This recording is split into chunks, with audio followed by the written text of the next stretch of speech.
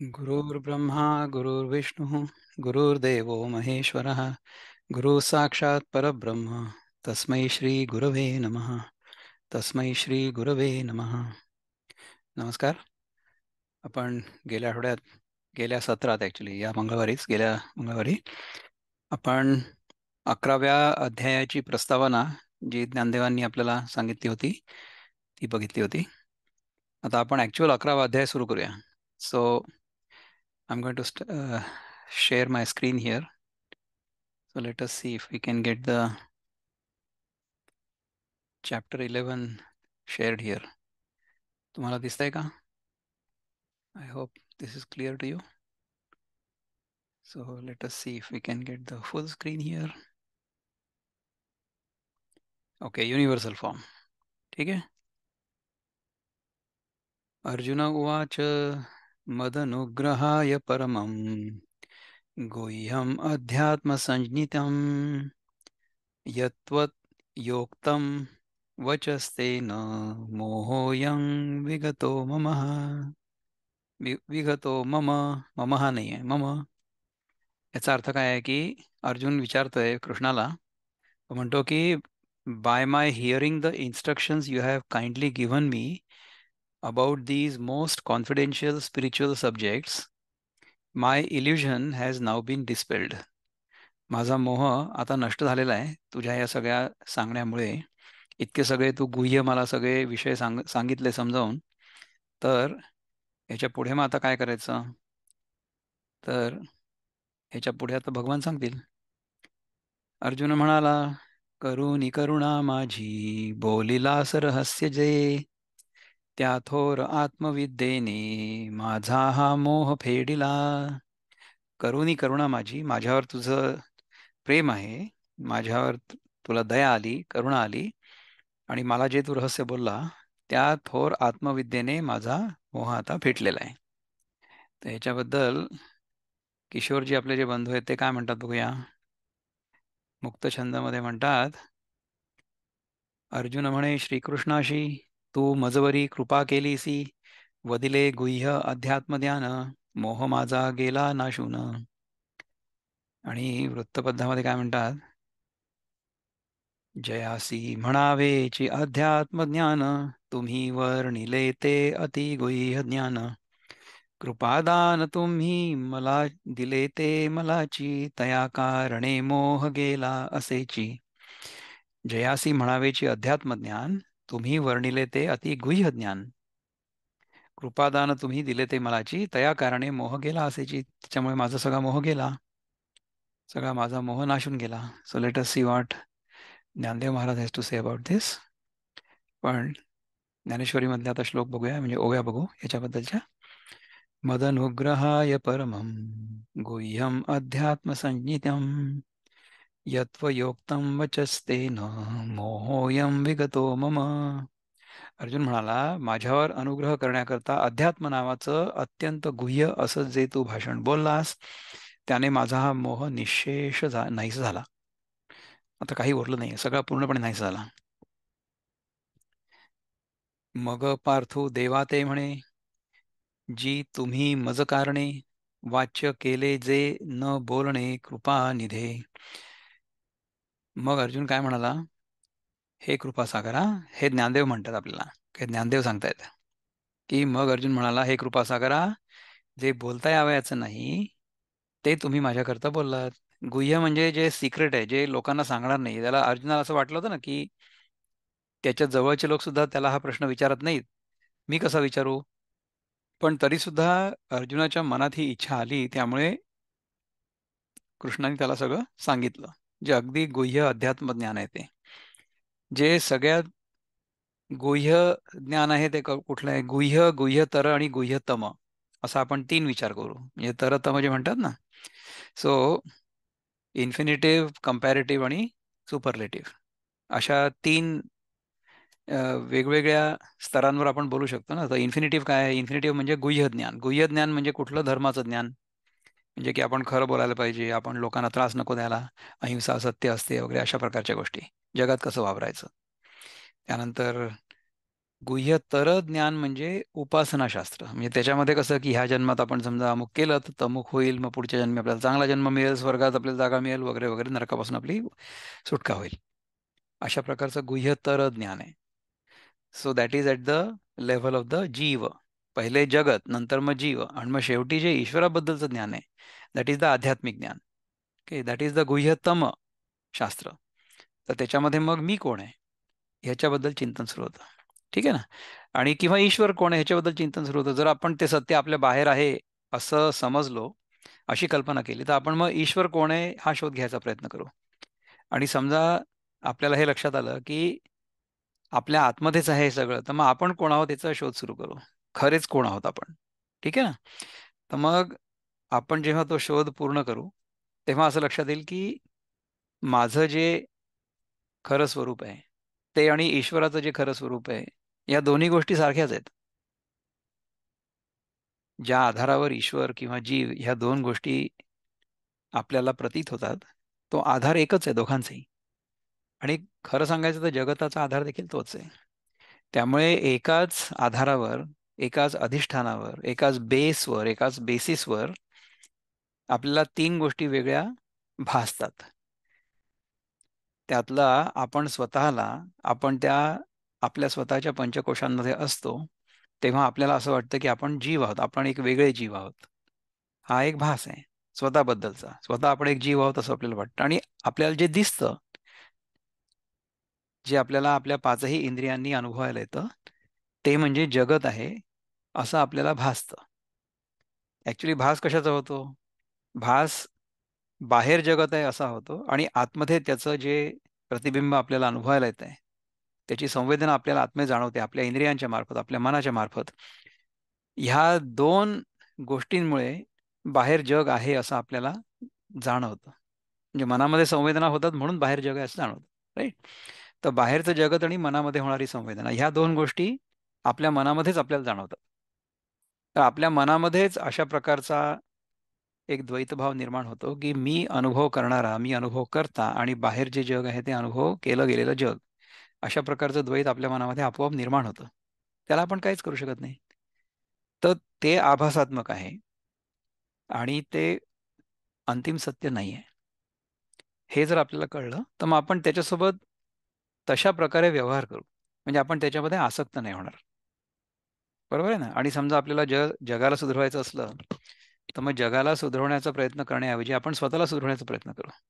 म्हणजे मग आपल्याला जग जसं आहे तसं चांगलं दिसेल. आणि त्याच्यामध्ये जे करायची गरज असेल ते आपण करू, म्हणजे करतोच ना. आपल्याला आपल्या नैसर्गिक गरजा पूर्ण करण्यासाठी जे काही करण्याची आवश्यकता आहे ते आपण करूच, आणि करायला पाहिजे. आणि त्या गरजा पूर्ण करणं याच्यामध्ये पाप लागत नाही. त्यामुळे प्रत्येकाला अन्न, वस्त्र, निवारा या सगळ्या गोष्टींची आवश्यकता पण आहे, आणि हा त्यांचा अधिकार पण आहे, सगळ्यांचा अधिकार आहे प्रत्येक जीवाचा. तर त्या स्तरावर आपण जर राहिलो, आपल्या सगळ्या भौतिक गरजा जर पूर्ण झाल्या, तर त्याच्यानंतर आपण थोडं पुढे जाऊन विचार करू. म्हणजे आधी भौतिक आपलं जीवन जर चांगलं असलं तर आपण आधी दैविक जीवनाकडे जाऊ. मग आपण विचार करू की ह्याच्यापेक्षा चांगलं आपल्याला कुठे काय मिळू शकतं. पण तोपर्यंत देखील आपण द्वैतामध्येच आहोत. आपल्याला काहीतरी बाहेरच्या जगातनं किंवा बाहेरच्या लोकातनं मिळवायचं आहे. म्हणजे आता सध्या आपण मृत्यू लोकात आहोत, नंतर आपण स्वर्ग लोकात जाऊ. म्हणजे काय आहे की आता जे सुख आपल्याला मिळत आहे तेच सुख त्याच्यापेक्षा जास्त चांगल्या प्रतीचं मिळेल अशी कल्पना करतो आपण. स्वर्ग सुखामध्ये म्हणजे काय आहे की स्वर्गामध्ये तिथे आपल्याला नेहमी आपण तारुण्यात असतो, तिथे आपल्याला कधी वार्धक्य होत नाही, तिथे आपल्याला काही खाण्यापिण्याची ददात नसते, तिथे काही टॅक्सेस नसतात, तिथे फक्त सुखच असतं. हे स्वर्ग. ठीक आहे. आणि त्याच्या उलट म्हणजे नर्क. नर्कमध्ये मग तिथे सगळ्या यातना असतात. अशा प्रकारच्या कल्पना आपल्याला दिल्या जातात ह्यासाठी की त्यामुळे आपलं आत्ताचं जीवन चांगलं राहील. आपल्याला स्वर्ग नरक ह्या गोष्टी सांगितल्या कशाला जातात? कारण की आपण जर इथे चांगलं राहिलो तर स्वर्गात जाऊ असं आपल्याला शिकवलं जातं ना. त्यामुळे आपण स्वर्गाच्या लालसेनी का होईना पण आपण इथे चांगलं राहतो. आणि नरकाच्या भीतीने आपण इथे वाईट गोष्टी करत नाही. तर स्वर्ग आणि नरक आहेत किंवा नाही हे आपल्याला माहिती नाही, परंतु त्या कल्पनांमुळे आपलं इथलं जीवन चांगलं होतं ना. तर हा तर उपयोग आहेच ना, प्रॅक्टिकल ॲडव्हान्टेज. तर ते करायला काय हरकत आहे? सो स्वर्ग आणि नरक ह्या मानसिक अवस्था आहेत. आणि तशा मानसिक अवस्थेमध्ये जर आपल्याला राहायचं असेल तर आपण एका विशिष्ट पद्धतीने ह्या जगामध्ये राहण्याची आवश्यकता आहे. हे जर आपल्याला कळलं तर आपण तशा प्रकारे राहू ना. आणि तशा प्रकारे राहिलं तर आपल्याला इथेच चांगलं वाटेल. स्वर्गात जायची गरज नाही. आपण आपल्या वागणुकीमुळे सध्याचा जो लोक आहे म्हणजे पृथ्वी लोक, त्या पृथ्वी लोकाची इतकी वाताहत केलेली आहे की आपल्याला इथेच आपण नरकात आहोत असं वाटतंय. पण तसं नाही आहे. आपण जर इथे व्यवस्थित राहिलो सगळेजण तर ह्या स्वर्गाच म्हणजे पृथ्वीचा स्वर्ग होऊ शकतो ना, जर आपण राहिलो तसे तर. तर तशा प्रकारे आपण राहावं याच्यासाठी स्वर्ग नरक ह्या कल्पना आहेत. तर तशा प्रकारे आपण सगळ्यांनी राहावं नेहमी. तर हे गुह्य ज्ञान, गुह्यतर ज्ञान आणि गुह्यतम ज्ञान असं आहे. तर हे गुह्यतम ज्ञान जे आहे ते आपल्या स्वतःबद्दलचं ज्ञान आहे. सेल्फ अवेअरनेस किंवा सेल्फ रिअलायझेशन. हे जेव्हा आपल्याला कळतं त्याच्यानंतर मग पूर्णपणे दुःख निवृत्ती होते. तर हे सगळ्यात शेवटचं ज्ञान आहे. हे गुह्यतम शास्त्र आहे. गुह्यतम ज्ञान आहे आपल्या स्वतःबद्दलचं ज्ञान. तर ते जर आपल्याला कळलं तर मग आपल्याला असं कळेल की अरे मीच स्वतःचा आनंद स्वरूप आहे. मला बाहेर सुख शोधायची गरजच नाही आहे. मी सुखरूपच आहे नेहमीच. जे महाभूते ब्रह्मी आटती, जीव महदादींचे ढाव फिटती, ते जे देव होऊनी ठाकती, ते विसवणे शेषींचे. ज्यावेळी पंचमहाभूत ब्रह्मामध्ये नाहीशी होतात आणि जीव आणि महत्त्व वगैरे यांचा पत्ता नाहीसा होतो, त्यावेळी देवा जे ब्रह्मरूप होऊन राहतात ते शेवटचं विश्रांतीचं स्थान आहे. आता बघा हे अगदी साध्या मराठीत जरी लिहिलेलं असलं तरी सुद्धा आपल्याला ह्यातल्या अनेक गोष्टी कळल्याच नाही. ज्यावेळी पंचमहाभूत ब्रह्मामध्ये नाहीशी होतात. ब्रह्मा म्हणजे द क्रिएटिव्ह प्रिन्सिपल. आपण जे ऐकतो ब्रह्मा, विष्णू आणि महेश, तर Brahma is the creative principle, Vishnu is the sustaining principle आणि शिवा इज द किंवा Mahesh is the dissolving principle किंवा डिस्ट्रॉईंग प्रिन्सिपल. तर आपल्या अनुभवामध्ये जे काही येतं ते ज्यामुळे तयार होतं त्याला ब्रह्मा म्हणतात. ह्या ब्रह्मदेवाची चार डोकी असतात असं आपण बघितलंय. तर त्या ब्रह्मदेवाची चार डोकी म्हणजे आपल्याच मनामधले मन, बुद्धी, चित्त आणि अहंकार, ह्या चार गोष्टी आहेत. तर ह्या चार डोकी जे असतात ना, ह्या चार गोष्टी ह्या सगळ्या बहिर्मुखी आहेत. बहिर्मुखी. बहिर्मुखी म्हणजे काय आहे की बाहेरचं जग फक्त ह्याला दिसतं चारीकडलं. तर मनामध्ये आपल्याला भावना जाणवतात, इमोशन्स. बुद्धीमध्ये आपल्याला विवेक करता येऊ शकतो किंवा आपल्याला कॉन्सेप्ट समजतात किंवा आपण वी कॅन डिड्यूस समथिंग, आपल्याला तर्क करता येतो. हे बुद्धीमध्ये होतं. चित्तामध्ये आपल्या मनावर जे जे काही संस्कार झालेले असतील आत्तापर्यंत ते सगळेच्या सगळे एकत्रित राहतात. म्हणजे it's a repository of all of our संस्कार. संस्कारांचा संचय जो होतो ना, तो ज्या जागी होतो मनामध्ये त्या कप्प्याला चित्त म्हणतात. आणि शेवटी जे अहंकार तत्व आहे मनातच आहे. हे मनानेच आपण असं मानून घेतलेलं आहे की मी स्वतः करता आणि भोगता आहे. म्हणजे काय आहे की मला एखादी गोष्ट आवडते, ती गोष्ट मिळवण्यासाठी प्रयत्न करतो, त्यामुळे मी करता झालो ना. I am doing something to get happiness. तर तो करता आणि नंतर मग त्या कर्माचं जेव्हा फळ मिळतं तेव्हा मला आनंद मिळतो किंवा सुख मिळतं. तर त्या सुखाचा मी भोगता. तर करते पण भोगते पण ज्याच्यामुळे येतं तो आपण अहंकार म्हणू शकतो जागृत अवस्थेमध्ये. आणि झोपेत जेव्हा असतो तेव्हा जे अहंकार तत्व आपल्याला चालवतं ते आपल्या शरीरातल्या सगळ्या पंचमहाभूतांना एकत्रित ठेवतं.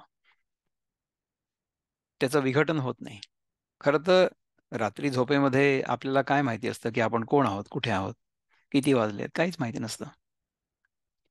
तर तेव्हा आपल्या शरीरामधली जी महाभूत आहे ती सगळी वेगवेगळी व्हायला नको, ती जी धरून ठेवली जातात ते ठेवणारं जे तत्व आहे त्याला अहंकार तत्व म्हणतात. सो अहंकार is the sense of identity. आणि जितका आपला अहंकार वेगळा असेल किंवा स्ट्रॉंग असेल तितका आपण आपलं शरीर आणि आपली पर्सनॅलिटी ह्या दोन्ही गोष्टी धरून ठेवू. तर जेवढं वय वाढतं ना तेवढा तो अहंकार दृढ होत जातो आणि घट्ट होत जातो. लहान मुलांना अहंकार नसतो. लहान मुलांना त्यांची वेगळेपणाची भावना नसते, त्यामुळे त्यांना काही त्रास पण होत नाही. असा आहे. त्रास जो आहे ना तो मोठ्या लोकांनाच होतो. जितके आपण मोठे होऊ आणि जितके आपण स्वतःला वेगळं मानू, जितके आपण उपाधी चढवू, उपाधी म्हणजे क्वालिफिकेशन्स. तर पहिलं क्वालिफिकेशन काय आहे की मी पुरुष आहे. दुसरं क्वालिफिकेशन काय आहे की माझा या घरामध्ये जन्म झाला होता त्यामुळे मी ब्राह्मण, क्षत्रिय, वैश्य, शूद्र. तिसरं म्हणजे मी ह्या देशाचा नागरिक आहे त्यामुळे मी भारतीय, मी अमेरिकन, मी अमुक, मी तमुक. चौथं म्हणजे माझ्या शिक्षणावर नसते माझी उपाधी, की माझ्याजवळ BA आहे, MA आहे, BSc, MSc, इंजिनिअरिंग आहे, PhD आहे, अमुक तमुक. ह्या सगळ्या ज्या आहेत ना ह्यांना उपाधी म्हणतात. उपाधी म्हणजे क्वालिफिकेशन्स. तर ह्या ज्या क्वालिफिकेशन्स आहेत त्या सगळ्या आपल्या मनामध्ये असतात. निसर्गाच्या दृष्टीने आपण जर बघितलं तर निसर्ग आपल्याकडे कसं बघतो? निसर्ग आपल्याकडे बघतो की तुम्ही दुसऱ्या कुठल्याही जीवाप्रमाणेच एक जीव आहात आणि तुमच्या योनीमध्ये किंवा तुमच्या स्पीशीजमध्ये तुम्हाला जे काही करायची गरज असेल किंवा जे निसर्गाच्या नियमांप्रमाणे करायची गरज असेल ते तुम्ही करावं अशी निसर्गाची अपेक्षा आहे. आपण ते करतो किंवा नाही हे आपल्याला माहिती नाही. परंतु आपण स्वतःच्याच अहंकारामध्ये इतके बुडलेलो असतो आणि त्याला इतके आपण घट्ट करून ठेवतो की त्याच्यातनं बाहेरच निघत नाही. आणि मग ते आपण जपून ठेवण्याकरता मग प्रयत्न करतो, नाही का?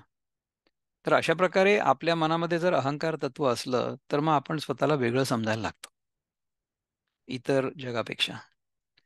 तर ह्या सगळ्या गोष्टींना जेव्हा आपण तयार करतो, तेव्हा ते ब्रह्मदेवाचं जे तत्व आहे, ते आपल्यामध्ये जागृत असतं.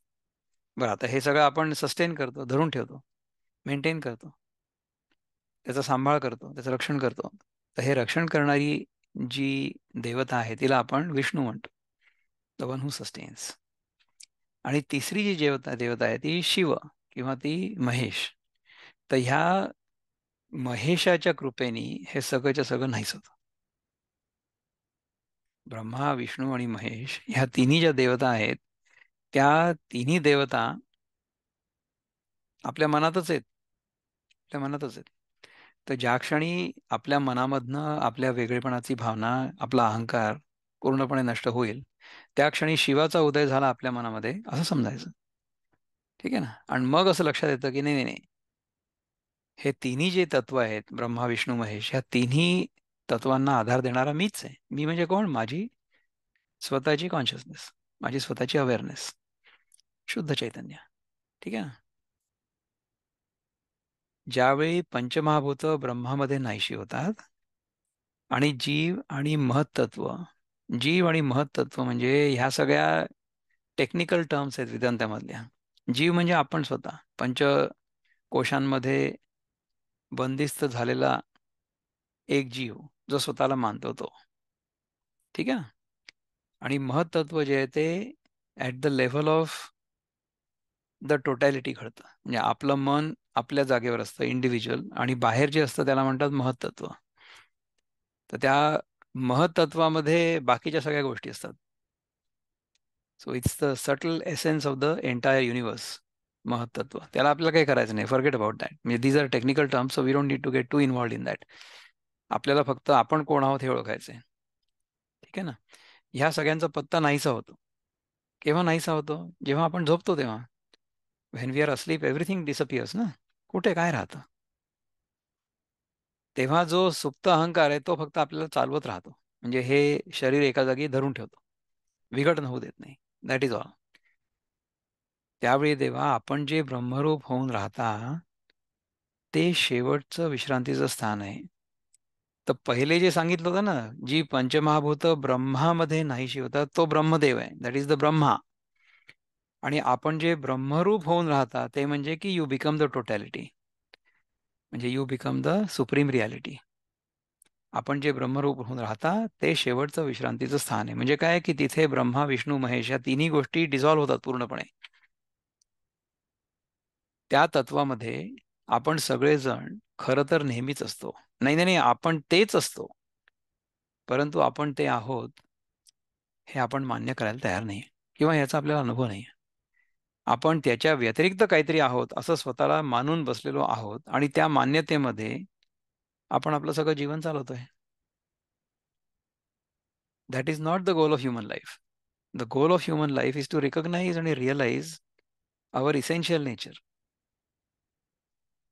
आपलं जे खरं स्वरूप आहे ते ओळखण्याचीच फक्त आपली जबाबदारी आहे या जन्मात.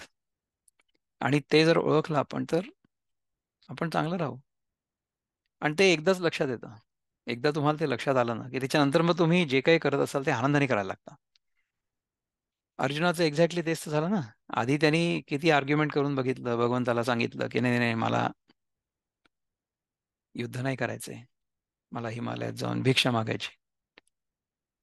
तसं नाही होऊ शकत.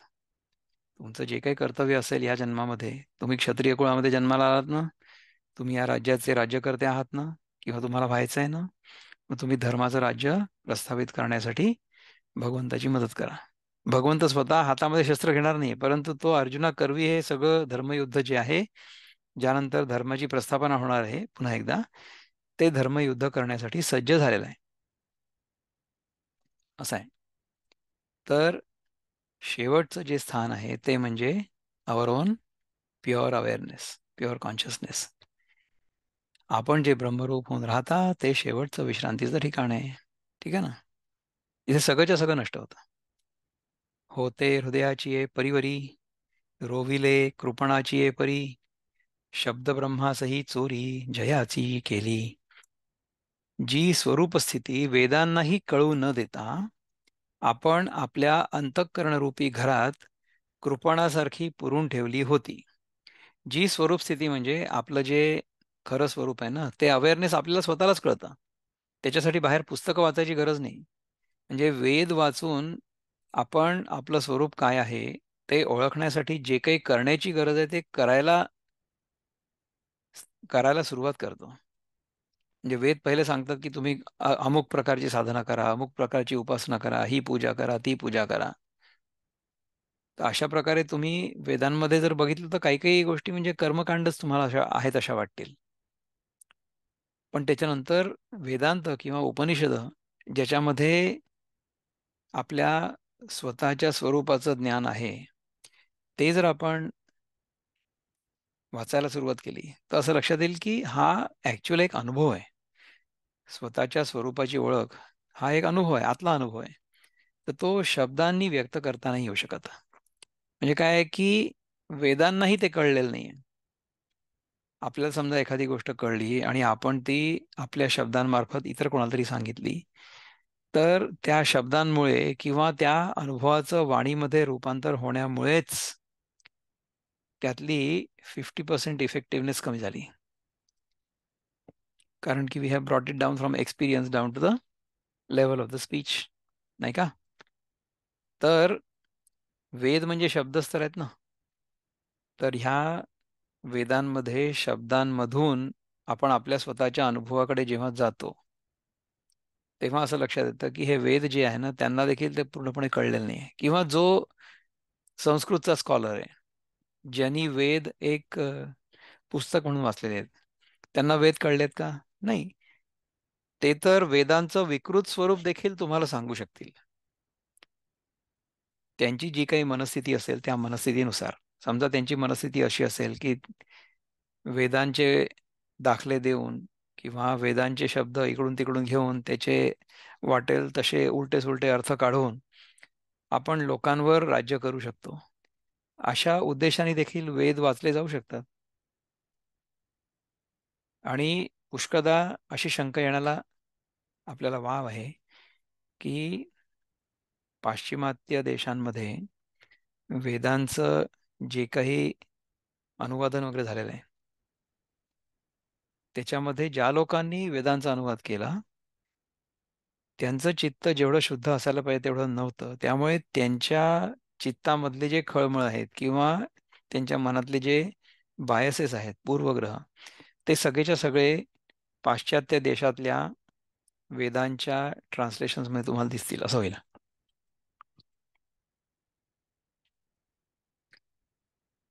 तर वेदांनाही कळू न देता आपल्या अंतःकरणरूपी घरात कृपणासारखी पुरून ठेवली होती. म्हणजे हा जो अनुभव आहे तो आपल्याला आपल्या अंतःकरणातच आपल्या हातच घ्यायचा आहे. तो कृष्णाला जो अनुभव आहे तो अर्जुनाला तो ट्रान्सफर नाही करू शकत. मला जो अनुभव आहे आतनं तो तुमच्यापर्यंत पोचतो कसा आहे? तो माझ्या वाणीतून पोचतोय ना. तर वेद ही भगवंताची वाणी आहे असं आपण म्हटलं समजा, म्हणजे गीता तर आहेच भगवंताची वाणी, कारण की गीता स्वतः भगवंतानी म्हटलीच होती, असं व्यासदेवांनी आपल्याला सांगितलं. ह्या शब्दात म्हटली होती किंवा नाही आपल्याला माहित नाही, परंतु कृष्णाच्या मनातले भाव अर्जुनाच्या मनामध्ये जसेच्या तसे प्रगट झाले. ते ज्या शब्दांमुळे होऊ शकतील ते सगळे शब्द व्यासदेवांनी आपल्यासाठी रचले आणि 700 श्लोक आपल्याला सांगितले. आणि ज्ञानदेवांच्या कृपेने त्या 700 श्लोकांच्या 8-9 हजार ओव्या झाल्या. त्याच्यामुळे आपण आपल्याला हे सगळं समजावून सांगू शकतोय. पण अनुभव जो आहे ना, तो आपल्याला स्वतःला प्रत्येकाला आपल्या हातच घ्यायचा आहे. तर ही जी गुह्य गोष्ट आहे, अतिशय गुह्य गोष्ट आहे, ती तुम्हाला सांगितली. ती अंतःकरण रूपी घरात कृपणासारखी म्हणजे कंजूस माणसासारखी पुरून ठेवली होती. कंजूस जो माणूस असतो तो घरामध्ये समजा गुप्तधन वगैरे असेल तर ते पुरून ठेवतो ना कुठेतरी. तसं ही जी विद्या आहे, हे अध्यात्मशास्त्र जे आहे ते अंतःकरण रूपी घरामध्ये कृपणासारखं पुरून ठेवलं होतं. ते तुम्ही आजी आपुले मज पुढा हिये फोडिले, जया अध्यात्मा ओवाळिले ओवाळिले ऐश्वर्य हरे.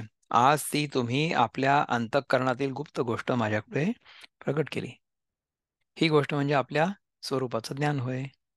या अध्यात्म ज्ञानावरून शंकराने आपलं ऐश्वर्य ओवाळून टाकलं आहे. ह्या अध्यात्म ज्ञानावरून शंकराने आपलं ऐश्वर्य ओवाळून टाकलंय, म्हणजे आपलं ऐश्वर्य त्यांनी ओवाळून टाकलं हे ज्ञान मिळावं म्हणून. म्हणजे आपल्यामधला जो जीव आहे ना, जो साधक आहे, जो साधना करतो आहे, तो साधक जेव्हा आत्मज्ञानाला प्राप्त होतो तेव्हा त्यातला जीवभाव संपूर्णपणे नष्ट होतो. कारण की जीव ही कल्पना होती हे त्याला कळतं. म्हणजे काय झालं की हा जीवभाव आपण ओवाळून टाकला ना शिवावर.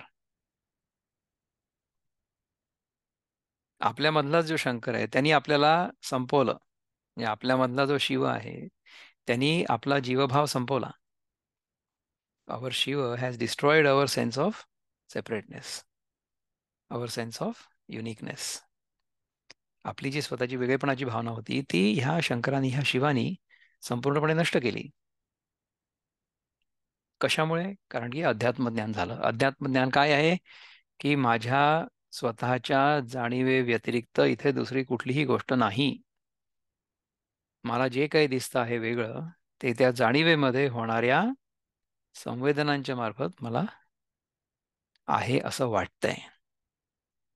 हे आहे अध्यात्मज्ञान. ते वस्तू मज स्वामी एकी हेळा दिधली तुम्ही, हे बोलो तरी आम्ही तुझ पावोनी कैचे. महाराज, अशी जी वस्तू ती तुम्ही मला एका क्षणात दिलीत, असं म्हणावं तर आम्ही तुम्हापासून वेगळे कुठे आहोत? मी काय तुझ्यापेक्षा वेगळा थोडीच आहे. परी साचची महामोहाची ये पुरी, बुडाले या देखोनी सीसवरी, तुवा आपण पे घालोनी श्रीहरी, मग काढिले माते. पण खरोखर मोहाच्या महापुरात डोक्यापर्यंत बुडतोय असं पाहून श्रीकृष्णा तुम्ही स्वतः उडी घालून मला मग बाहेर काढलं. तुम्ही मला काय बघितलं की मोहाच्या महापुरात मी डोक्यापर्यंत बुडतोय म्हणून तुम्ही मला स्वतः उडी घालून बाहेर काढलं. एक तू वाचुनी काही विश्वी दुजियाची भाषा नाही, की आमुचे कर्म पाही जे आम्ही आधी म्हणो. एक तुझ्याशिवाय या अखिल विश्वामध्ये दुसऱ्याची काही वार्ता नाही, अशी वास्तविक स्थिती असताना आमचं दुर्दैव पहा की आम्ही अभिमानाने आम्ही कोणीतरी एक आहोत असं समजतो. आपण स्वतःला आपण वेगळे आहोत असं समजतो. आपला अहंकार आहे. आतापर्यंत आपण तेच केलं ना चिंतन. तर ज्ञानदेव सुद्धा ह्याच भाषेमध्ये पुन्हा सांगणार आहे, ते मला कुठे माहिती होतं. पण जो विचार आपण पकडला होता किंवा जे चिंतन करत होतो त्याच्यामध्ये आपण जिथे आलो तिथेच ज्ञानदेव आपल्याला घेऊन जायला बघत होते मागासनं, नाही का? मी जगी एक अर्जुनू, ऐसा देही वाहे अभिमानू, आणि कौरवाते या स्वजनू आपुले म्हणे. जगामध्ये मी एक अर्जुन आहे असा देहाच्या ठिकाणी अभिमान बाळगतो. आणि या कौरवांना आपले भाऊबंद मानतो. देहाच्याच उपाधीमुळे हे मला समोरचे जे चुलत भाऊ आहे ते चुलत भाऊ आहेत असं वाटतं ना. कारण की मी पंडू आणि कुंतीचा पुत्र आहे. आणि खरं तर पंडू आणि कुंतीचा म्हणण्यापेक्षा कुंती आणि इंद्राचा पुत्र आहे. इंद्र म्हणजे अर्जुनाचे वडील, राईट?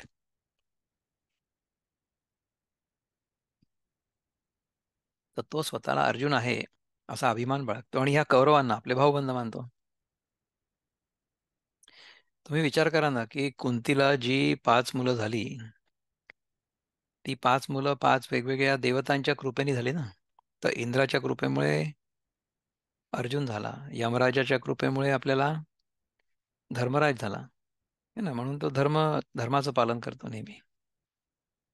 त्यानंतर भीम हा कोणाचा होता मुलगा? वायूचा होता का भीम? I don't remember. आणि नकुल सहदेव आय थिंक अश्विनी कुमारांचे पुत्र होते. I think she invoked all of these deities. आणि त्याच्या आधी जो कर्ण झाला होता तो बिफोर हर मॅरेज, लग्न आधी जो झाला होता त्याने सूर्यदेवाची उपासना केली, तर तो सूर्यपुत्र आहे. तर एक सूर्याचा मुलगा आहे, एक इंद्राचा मुलगा आहे, एक यमाचा मुलगा आहे. अश्विनी कुमार हे दोघे आहेत. आणि मग भीम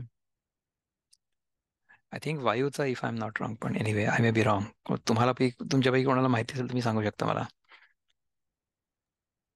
या वायुपुत्र आहे. वायुपुत्रच आहे ना? हो हो. करेक्ट. तर याही वरी याते मी मारीन, म्हणे तेणे पापे के रिगेन, ऐसे देखत होतो दुःस्वप्न तो चेवविला प्रभू. यावर यावर देखील यांना मी मारीन आणि पापाच्या योगाने मग मला मग मला देखील कोणती गती मिळेल असं म्हणत होतो. ह्याप्रमाणे मी वाईट स्वप्न पाहतो, त्या मला महाराज आपण इतक्या जाग केला. असं आहे. तर मी हे जे स्वप्न बघत होतो की मी अर्जुन आहे, मी इंडिव्हिज्युअल आहे आणि हे कौरव माझे चुलत भाऊ आहेत आणि मग मी ह्यांना मारणार, मग ह्याच्यामुळे मला पाप लागणार आणि मग मला नरकात जावं लागणार वगैरे, अशा प्रकारच्या कल्पनांमध्ये मी होतो. हे असं वाईट स्वप्न मी पाहत होतो. त्या स्वप्नातनं महाराज तुम्ही मला जागा केलं. देवा गंधर्व नगरीची वस्ती सोडून निघालो लक्ष्मीपती, होतो उदकाची आरती रोहिणी पीत. कृष्णा, गंधर्व नगराची वस्ती सोडून मी बाहेर पडलो. गंधर्व नगराची वस्ती सोडून मी बाहेर पडलो म्हणजे काय की मी स्वप्नातनं जागा झालो. हे लक्ष्मीपते श्रीकृष्णा, मी पाण्याच्या इच्छेने मृगजळ पित होतो. म्हणजे मी आत्तापर्यंत ह्या सगळ्या जगाला सत्य मानत होतो आणि या जगामध्येच मला सुख मिळेल असं मी मानत होतो. पण हे जग भासमान आहे हे मला कळलं नव्हतं. त्यामुळे ह्या जगामध्ये मी सुख शोधण्याचा प्रयत्न करत होतो. ज्याप्रमाणे भासमान मृगजळ असतं त्याच्यामध्ये मी तहान भागेल अशी आशा करत असतो, त्याचप्रमाणे जगामधल्या वस्तूंमुळे मला सुख मिळेल अशी मी खोटी आशा मनामध्ये बाळगतो आणि पाण्याच्या इच्छेने मृगजळ पितो. जी किरडू तरी कापडाचे, परी लहरी येत होतिया साचे, ऐसे वाया मरतया जीवांचे श्रेय तुवा घेतले. महाराज, सर्प कापडाचाच होता, पण त्यावर पाय पडून तो चावला असा भ्रम होऊन विषाच्या लहरी मात्र खऱ्या येत होत्या. आपण मरतो असं उगीच वाटत होतं. याप्रमाणे आपण मरतो असं भ्रमाने वाटणाऱ्या जीवाला, म्हणजे मला वाचवण्याचं तुम्ही पुण्य घेतलं. म्हणजे जोपर्यंत आपण स्वतःला वेगळा देह किंवा वेगळा जीव मानत असतो ना, तोपर्यंत आपल्याला असं वाटतं की आपण आता मरणार आहे. कारण की देह तर नष्ट होणारच आहे ना. देह नष्ट सारखाच होतोय. तर तशा प्रकारे समजा आपण कल्पना केली की आपण देह आहोत किंवा आपण वेगळा जीव आहोत, तर मग आपल्याला मृत्यूची भीती वाटेल, नाही का? आपल्याला सगळ्यात मोठी भीती कशाची असते की आता आता मी मरणार. मृत्यूची भीती सगळ्यात वाईट असते. कारण की आपल्याला असं वाटतं की हा देह मेला म्हणजे मी मेलो, अशी आपली कल्पना असते. म्हणून आपण हा देह सोडायला बघत नाही. देह जर आपण सहजपणे सोडू शकलो तर किती चांगलं होईल. आणि खरं सांगायचं तर देह हा आपल्याला सोडावा लागणारच आहे. तर देह सोडताना जर आपण तो सहजपणे सोडू शकलो तर खूप चांगलं होईल. नाही तर काय की तो ओरबाडून घेऊनच जाईल ना. निसर्ग, प्रकृती जी आहे ती आपल्या देहाला स्वतःमध्ये विलीन करून घेणारच आहे एक दिवस. आपल्यामधले आपल्या शरीरामधले जी पंचमहाभूत आहेत ती पंचमहाभूत त्या पंचमहाभूतांमध्ये जाणार आहेत. ती पंचमहाभूत आपण एकत्रित करून ठेवलेली आहे आपल्या अहंकारामुळे. जर अहंकार नाहीसा झाला तर जेव्हा शरीर सुटेल हे तेव्हा आपल्याला कुठल्याही प्रकारच्या न यातना होतील, न कुठल्या प्रकारची आसक्ती राहील की आपण हे शरीर धरून ठेवावं. तशा प्रकारचा सराव जर आपण नियमाने केला रोज, तर जेव्हा शरीर सोडण्याची खरंच वेळ येईल तेव्हा ते शरीर सहज सुटेल. नाहीतर मग आपण इथेच राहण्याचा प्रयत्न करू. आपल्याला असं वाटेल की अरे आता काय, आता आपल्याला थोडेसेच दिवस उरलेले आहेत, त्यामुळे खाओ पिओ मौज करो. ही क्लासिक चार्वाक बुद्धी आहे की हे जग सत्य आहे, हा आपला एक जन्म हाच एक सत्य आहे, आपण मेल्यानंतर आपलं काहीच उरत नाही, पुनर्जन्म वगैरे सगळ्या बकवास कल्पना आहेत. ह्या सगळ्या गोष्टी म्हणजे टोटली मटिरियलिस्टिक ॲटिट्यूड. तर ही टोटली मटिरियलिस्टिक ॲटिट्यूड जर आपली असली तर आपल्याला मुक्ती कशी मिळेल? नाही मिळू शकणार. कारण की आपण या बाहेरच्या जगाला सत्य मानले आणि आपण सोडायलाच तयार नाही. सोडायला तयार नाही त्यामुळे आपण आपला जेव्हा जीव जाईल किंवा प्राण जाईल तेव्हा आपल्याला त्रास होईल. तसं नको व्हायला. आपण जर या जगामधली जी आसक्ती आपली आहे ती जर सोडून दिली, तर मग आपल्याला आपलं शरीर सहजपणे सोडता येईल. तर तशा प्रकारे जर आपण राहिलो, आधीपासूनच आपण त्याचा जर सराव केला, तर जेव्हा खरंच देह सोडायची वेळ येईल, तेव्हा तो सहज सुटेल. कुठल्याच प्रकारचा त्रास नाही होणार. आपल्यालाही होणार नाही आणि इतरांनाही होणार नाही. अशा प्रकारे आपण सराव करायला पाहिजे, नाही का? जी किरडू तरी कापडाचे, परी लहरी येत होती आसाचे, ऐसे वाया मरतया जीवाचे, श्रेय तुवा घेतले. महाराज, सर्प कापडाचाच होता, पण त्यावर पाय पडून तो चावला असा भ्रम होऊन विषाच्या लहरी मात्र खऱ्या येत होत्या. जगाला आपण सत्य मानलं, त्यामुळे जगाची आपल्याला भीती वाटत होती. आता माझं काय होणार? मला खायला कुठनं मिळणार? हं? मी मरणार. अशा प्रकारच्या कल्पना आपल्या मनात येत असतात. आपण मरतो असं उगीचच वाटत होतं. ह्याप्रमाणे आपण मरतो असं भ्रमाने वाटणाऱ्या जीवाला म्हणजे मला वाचवण्याचं तुम्ही पुण्य घेतलं. तुम्हाला ह्याच्यानं वाचवलं. म्हणजे काय की मला हे समजावून सांगितलं की ते बाबा तू देह नाहीच आहे आणि तू जीव पण नाही आहेस. हे तुम्ही मला समजावून सांगितलं आणि मला ते कळलं कळलं आणि पटलं. असा माझा जीव वाचला. आहे का? आपुले प्रतिबिंब नेणता सिंह कुहा घालील देखोनी आता, ऐसा धरिजे तेवी अनंता राखिले माते. विहिरीत दिसणारी आपली पडछाया आहे हे न समजता आता सिंह आत उडी टाकणार, इतक्यात त्याला कोणीतरी येऊन धरावं याप्रमाणे हे अनंता आपण माझं रक्षण केलं. सिंहाची विहिरीमध्ये उडी मारण्याची गोष्ट आपण ऐकली असेल.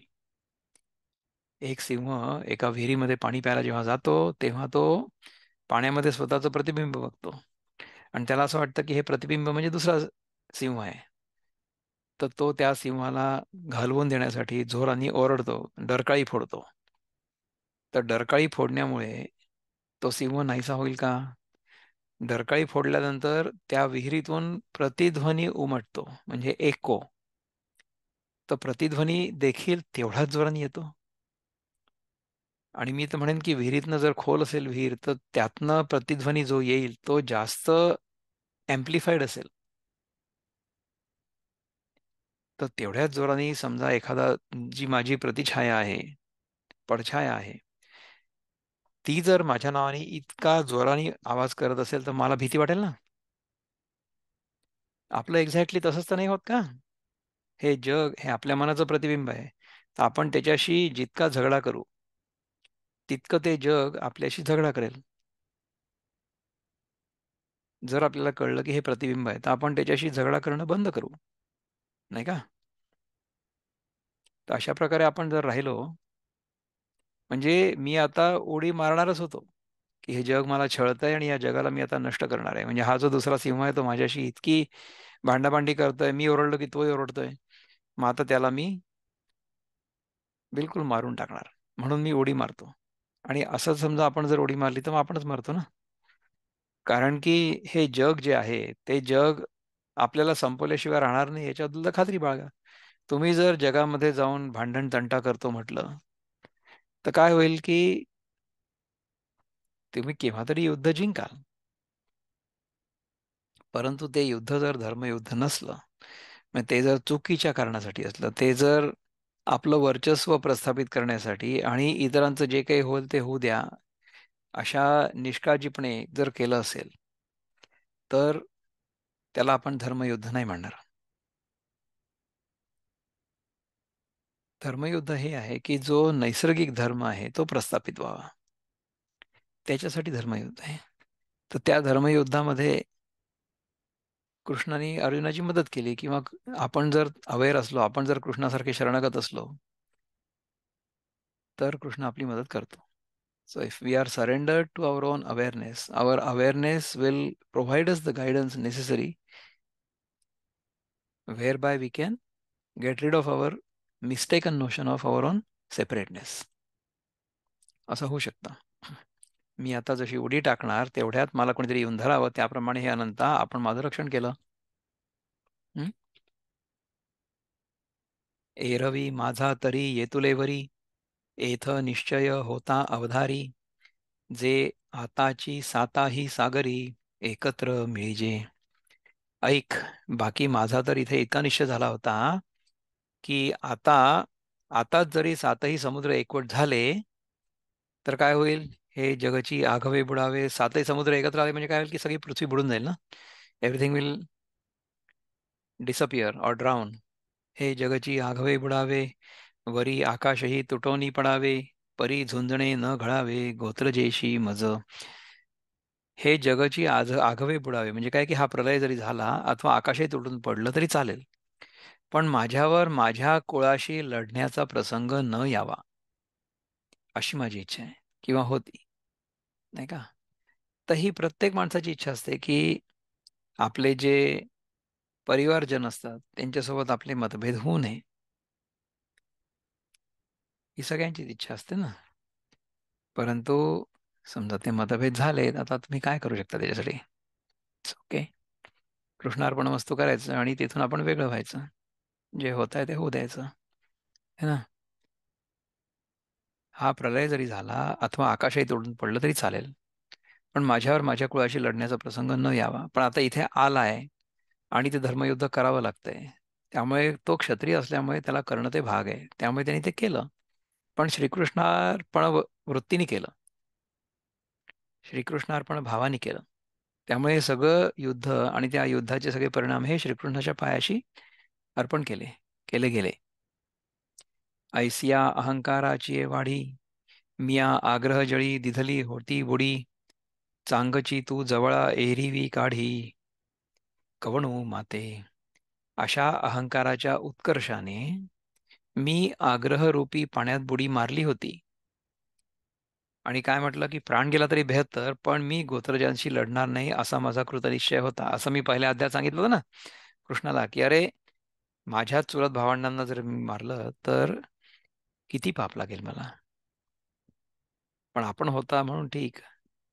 कृष्णाने त्याला सांगितलं की नथिंग डुईंग, क्लैब्यम स्मगम पार्थ. तू स्वतः क्लिब बनू नकोस. Don't be unimportant. नपुंसक बनू नकोस. तुला हे युद्ध करायचंय आणि तू हे करणार आहे. करायचं नाही नुसतं, तू जिंकणार पण आहे, नाही का? अशा अहंकाराच्या उत्कर्षाने मी आग्रहरूपी पाण्यात बुडी मारली होती. प्राण गेला तरी बेहत्तर, पण मी गोत्रजांची लढणार नाही असा माझा कृतनिश्चय होता. आय हॅड डिसाइडेड फॉर्मली की मी आता ह्यांच्याशी लढाई नाही करणार. पण आपण होता म्हणून ठीक, नाही तर मला यातून कोणी काढलं असतं. नाथिले आपण पा एक मानिले, आणि नवतया नाम गोत्र ठेविले, थोर पिसे होते लागले, परी राखिले तुम्ही. वास्तविक मी कोणी एक नसताना खोटच मी कोणी अर्जुन आहे असं मानलं, आणि वास्तविक काही नाहीत असे जे कौरव आहे त्यांना नातलग असं नाव दिलं. त्यामुळे मला मोठं वेळ लागलं होतं, तरी तुम्ही माझं रक्षण केलं. है ना. म्हणजे मी खोटच, म्हणजे because of an mistaken notion or identity, I had started thinking of myself as Arjun. आणि वास्तविक काहीच नाही, काही नाहीत असे जे कौरव आहेत त्यांना नातलग असं नाव दिलं. ह्याप्रमाणे मला मोठं वेळ लागलं होतं, पण तुम्ही माझं रक्षण केलं. पण तुम्ही माझं रक्षण केलं. मागा जळत काढिले जौहरी, तही ते देहासीस भय अवधारी. आता हे जोहर वाहर दुसरी चैतन्या सकट ऐक. मागे पूर्वी एकदा जेव्हा आम्ही अग्नीत म्हणजे लाक्षागृहात जळण्याच्या बेतात होतो तेव्हा तू आम्हाला बाहेर काढलंस. तेव्हा काय ते एका स्थूल देहाचंच भय होतं. पण आता या मोहरूपी दुसऱ्या अग्नीच्या पिढेपासून चैतन्यासकट देहाला भय होतं. बघा किती प्रामाणिकपणे सांगतोय अर्जुन की एवढं सगळं ऐकल्यानंतर सुद्धा त्याला आतून भीतीच वाटते. हं? पण आता या मोहरूपी दुसऱ्या अग्नीच्या पिढीपासून चैतन्यासकट सगळ्या देहाला भय होतं. हं? दुराग्रह हिरण्याक्षे, माझी बुद्धी वसुंधरा सुदली काखे. मग महार्णव गवाक्षे रिघोनी ठेला. दुराग्रह रूपी हिरण्याक्ष दैत्याने माझी बुद्धिरूपी पृथ्वी काखेत घातली आणि मग तो मोहरूपी समुद्राच्या द्वाराने आत शिरून राहिला. दुराग्रह रूपी हिरण्याक्ष दैत्य. हं? दुराग्रह म्हणजे काय?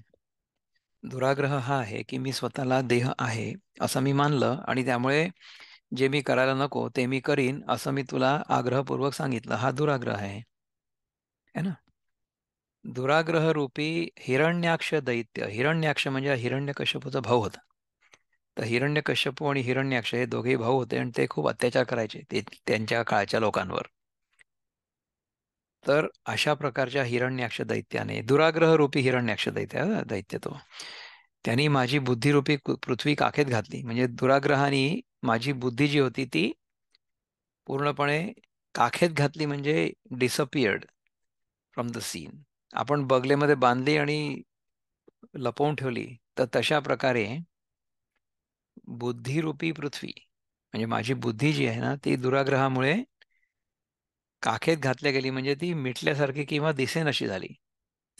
मग तो मोहरूपी समुद्राच्या द्वाराने आत शिरून राहिला. नंतर काय झालं की जो समुद्र आहे मोहरूपी, मोहरूपी समुद्र म्हणजे काय? It's a huge thing right. तर मोह खूप आहे. तर तो समुद्राच्या द्वाराने मोहरूपी समुद्राच्या द्वाराने आत शिरून राहिला. दुराग्रह माझ्या मनामध्ये म्हणजे बुद्धिरूपी पृथ्वी त्यांनी काखेत घातली. बुद्धी माझी भ्रष्ट झाली आणि तो मोहरूपी समुद्राच्या द्वाराने मोहाचा समुद्र होता आणि दुराग्रह त्याच्यामुळे माझ्या आत शिरून राहिला. म्हणजे मग दुराग्रह जो आहे ना तो इतक्या मोठ्या प्रमाणामध्ये माझ्या आतमध्ये राहिला त्यामुळे ती बुद्धी जी होती बिचारी ती तिथनं नष्टच झाल्यासारखी झाली ना. असं होतं बघा की जेव्हा आपल्याला जगामधल्या गोष्टींमध्ये आकर्षण असतं आणि आपण त्या मिळवण्याच्या प्रयत्नात असतो तेव्हा आपली बुद्धी जी असते ती आपण त्या परस्यूटच्या मागे किंवा त्या प्रवृत्तीच्या मागे वकील म्हणून चालवतो. म्हणजे समजा आपल्याला खूप पैसा हवा असेल आणि आपण पैसे खायला लागलो तर आपण मग स्वतः जस्टिफाय करतो की अरे त्या मोठ्या पोझिशनवरचा जो माणूस आहे तो पण तर पैसे खातोय, तो तर खूप पैसे खातोय, मग मी थोडेसे खाल्ले तर काय हरकत आहे. तर अशा प्रकारे बुद्धी आपल्या दुराग्रहाचं अनुमोदन करते. So our intellect will serve our mind if our mind is directed outwards. Okay. त्यामुळे हा जो दुराग्रह आहे, दुराग्रह म्हणजे अननेसेसरी एक्सपेक्टेशन किंवा अनरिझनेबल एक्सपेक्टेशन. जे होऊ शकत नाही त्याचा आग्रह धरणं म्हणजे दुराग्रह. तर तो दुराग्रह जो आहे ना तो मोहरूपी समुद्राच्या द्वाराने आत शिरून राहिला. मोहामुळे तो दुराग्रह होतो.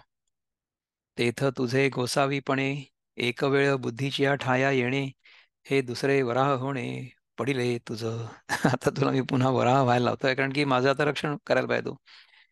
देवा आपल्या सामर्थ्याने पुन्हा एक वेळ माझी बुद्धी आपल्या मूळ ठिकाणाला आली. म्हणजे कृष्णाच्या कृपेमुळे अर्जुनाची बुद्धी मूळ ठिकाणाला आली, जिथे असायला पाहिजे तिथे आली. हे देवा, ह्यावेळी तुम्हाला दुसऱ्यांदा वराह अवतार घ्यावा लागला. वराहाने सगळी पृथ्वी वाचवली होती असं म्हणतात ना. त्यामुळे मला तुम्ही वाचवलं यावेळेस. माझी बुद्धिरूपी जी पृथ्वी होती ती तुम्ही वाचवली, कारण की ती मोहरूपी समुद्राच्या अधीन झाली होती. ठीक आहे ना. ऐसे अपार तुझे केले, एकी वाचा कायमी बोले, वरी पाचही पालव मोकलिले मज प्रती. ह्याप्रमाणे तुझी अनंत उपकाराची कृत्ये आहेत, त्यांचं मी एका वाचेने काय वर्णन करू. असे तू अनंत उपकार माझ्यावर केले, त्यामुळे मी एका वाचेनी म्हणजे माझ्या एका तोंडाने कसं काय तुझं वर्णन करणार आहे. परंतु एवढं मी मात्र तुम्हाला सांगू शकतो की तुम्ही आपले पंचप्राण मला अर्पण केलेत. एवढं मी मात्र तुला सांगू शकतो की तुम्ही तुमचे पंचप्राण मला अर्पण केलेत, म्हणजे कृष्णाने तिचे पंचप्राण अर्जुनाला अर्पण केले असं अर्जुन म्हणतोय. ते काही न वचेची वाया, भले यश फावले देवराया, जे साध्यंत माया निरसली माझी. देवा, ते आपले करणे म्हणजे ते आपलं करणं काही व्यर्थ केलं नाही. हे आपल्याला चांगलं यश प्राप्त झालंय, कारण माझं अज्ञान समूळ नाहीष्ट झालंय, नाही झालेलं आहे. आजी आनंद सरोवरीची कमळे, तैसे हे तुझे डोळे, आपुलिया प्रसादाची रावळे जया लागी करीती. महाराज, आनंदरूप सरोवरातील कमळासारखे तुमचे डोळे आपल्या कृपा प्रसादाची घरं ज्याला करतील. आनंदरूप सरोवरामध्ये जे कमळ असतं त्याच्यासारखे ह्याचे डोळे आहेत कृष्णाचे. आपल्या कृपा प्रसादाची घरे ज्याला करतील, म्हणजे आपला कृपा प्रसाद जो आहे, आनंदरूप सरोवरातील कमळासारखे हे तुमचे डोळे आपल्या कृपा प्रसादाची घरे ज्याला करतील, त्यांनी काय होईल. हा हो तयाही आणि मोहाची भेटी, हे कायसी पाबळी गोठी, केवती मृगजळाची वृष्टी वडवानळेसी. अहो महाराज, त्याला देखील आणि भ्रांतीने ग्रासावं, ही दुबळी गोष्ट काय बोलावी. वडवानळ म्हणजे समुद्रात जलात असलेला अग्नी. वडवानळ म्हणजे अग्नी जो समुद्रामध्ये आहे, की जो समुद्राच्या पाण्याने विजला जात नाही, त्यावर मृगजळाच्या वृष्टीचा काय परिणाम होणार. समुद्रात जळत असलेला जो अग्नी आहे तो समुद्राच्या पाण्याने जर विजला जात नसेल, तर वर्ण समजा मृगजळ पडलं म्हणजे काही पडलंच नाही, तर त्याचा काय परिणाम होणार आहे. हं? आणि मी तव दातारा, ये कृपेची रिघोनी गाभारा, घेत आहे चारा ब्रह्म रसाचा. आणि तशात अहो श्रीकृष्णा, मी तर आपल्या या कृपेच्या गाभाऱ्यात शिरून ब्रह्मरसाचं भोजन करत. तुमच्या कृपेचा जो गाभारा आहे त्याच्यामध्ये मी शिरलोय आता आणि तिथे ब्रह्मरसाचं भोजन करतोय.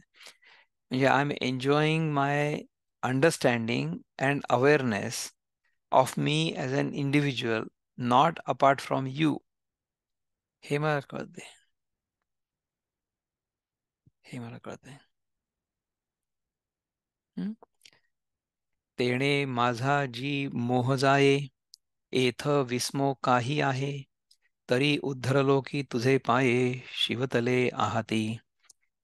महाराज, त्या योगाने माझी भ्रांती नष्ट होईल याच्यामध्ये काय आश्चर्य आहे. तुम्ही तुमच्या कृपेच्या गाभाऱ्यात मला बोलवलंय, तिथे मी शिरलो आणि ब्रह्मरसाचं भोजन करतोय, त्यामुळे माझी भ्रांती नष्ट झाली किंवा नष्ट होईल याच्यामध्ये काय आश्चर्य आहे. पण माझी भ्रांती गेली इतकंच नव्हे, तर माझा उद्धार झाला. म्हणजे माझी भ्रांती पण नष्ट झाली आणि माझा उद्धार पण झाला. हे तुमच्या पायांची शपथ घेऊन सांगतो. हे मला खात्रीपूर्वक आतून वाटतंय, हे मी तुम्हाला सांगू शकतो. अशा प्रकारे पहिल्या श्लोकावरच्या ज्या ओव्या होत्या, ज्ञानदेवांच्या कृपेने आपण त्या बघितल्या. तर ह्याच्यामध्ये जर आपल्याला कुठे काही शंका असेल किंवा समजा आपल्याला काही विचार व्यक्त करायचे असतील आपल्या मनातले, ते आपण करू शकता. 11व्या अध्यायाचा पहिला श्लोक गीतेमधला आपण आत्ता बघितला. बोला. Anybody who wants to say anything about it. याच्यानंतरचे जे श्लोक आहेत ते आपण पुढच्या वेळेस घेऊ, है ना. आतापुरतं आपण मग इथे थांबू आणि मग पुन्हा भेटू येत्या मंगळवारी. ॐ पूर्णमदः पूर्णमिदं पूर्णात् पूर्णमुदच्यते पूर्णस्य पूर्णमादाय पूर्णमेवावशिष्यते ॐ शान्ति शान्ति शान्तिः हरिः ॐ श्रीगुरुभ्यो नमः हरिः ॐ नमस्कार।